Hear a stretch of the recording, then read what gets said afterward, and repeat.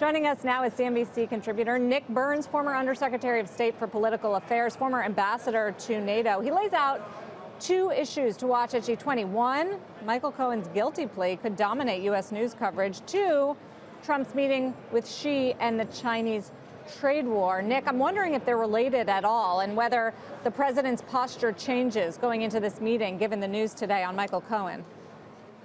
Well, certainly, I think, Sarah, the reason that President Trump has probably canceled this meeting with President Putin is because of the revelations of Michael Cohen this morning. Frankly, from a foreign policy perspective, I was happy that the president canceled it because it sends a message to Putin that he can't break international law in blockading the Kerch Straits and impounding Ukrainian naval vessels. It's a complicated issue for the president for domestic and foreign policy reasons. But the big meeting this weekend is going to be that Saturday night dinner with President Xi Jinping. And you may have just seen in the president's comments the opening round of those negotiations. He's a cagey negotiator. He told the Wall Street Journal earlier this week he's happy to stay where we are or to get a deal. I think he's trying to put the ball in China's court and to seeing what the amount he can get from China, from Xi Jinping, across that table on Saturday night.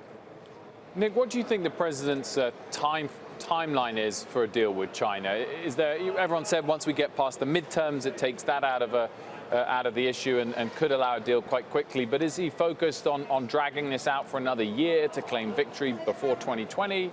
What's the timeline? I doubt that the president's going to drag this out for a year. He's trying to get advantage over the Chinese, and he should be trying that. And the Chinese are likely going to offer a guaranteed commitment that they'll import a certain level of U.S. exports per year. I think what the administration appropriately is more interested in is structural change in China's predatory trade practices. And so it's a cat and mouse game between two very strong-willed leaders, strong governments. I think what the president has on his side, he has the silent support, not so much public, of a lot of governments around the world who are also victims of Chinese trade practices. And I'll bet a lot of those leaders around the table at the G20 might be whispering to Donald Trump, strike a hard bargain with the Chinese. Certainly the East Asian, the big economies in Japan and South Korea feel that way. I think a lot of the Europeans feel the same way. So you've been seeing the president negotiate all week publicly, which I think is the right thing to do. Let's see what Xi Jinping comes up with. Nick, in a recent Wall Street Journal interview with the president, he said, when asked what it would take to get some kind of a deal, he said, if China opened its markets to U.S. companies, he said, I don't care about other countries. I care about the United States companies in there. Does that actually provide any sort of guidance to what it might take from the Chinese side, which would not necessarily be a structural overhaul of how they approach everything, but just an idea of buying more? Well, I think that's what the Chinese have been trying to do now for several months. They've been trying to tell the Trump administration there's a certain amount that we'll buy, that we'll commit to purchase on an annual basis. It's not enough. It's not enough for what's ailing the U.S.-China trade relationship.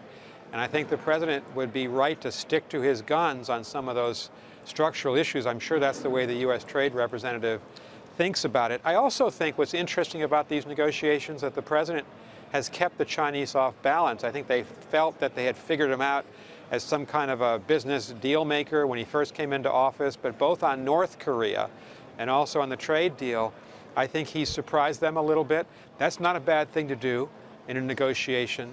So, but I do think that both sides are ready to make a deal if the conditions are right. Larry Kudlow intimated that this week, and the president's remarks this morning that you showed just now indicate that as well. Nick, I just wanted to go back to the topic of Russia and Putin. I mean, you applauded the president for cancelling his meeting with Putin, given the recent clashes with Ukraine. But net, that's not a groundbreaking thing to do, to cancel a meeting. I mean, do you think President Putin really fears not just the U.S., but the Western alliance anymore?